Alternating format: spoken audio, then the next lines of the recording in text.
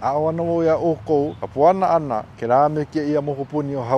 first island we're going to start with, Ni'ihau. Often mispronounced as Ni Hao. Let's break it down a little bit, yeah? The two I's, pronounce it as I, yeah? Ni'i. There's two. Not just one, but two. The second part, Hau, not How. Can you hear that? Ni'ihau. For this island name, Kauai. If I went to school with you guys in Kapa'a Elementary or Kapa'a High School, we all said Kauai, that's why. But that's not why. We don't know that's why. We've been pronouncing the word however we like, but the old timers that grew up with the language, they all say Kauai. Now we know and we could do better. This island name is pronounced Oahu. I gotta sit down for this one. Because the O, everybody pronounces as O, Oahu, or Oahu. Don't say that.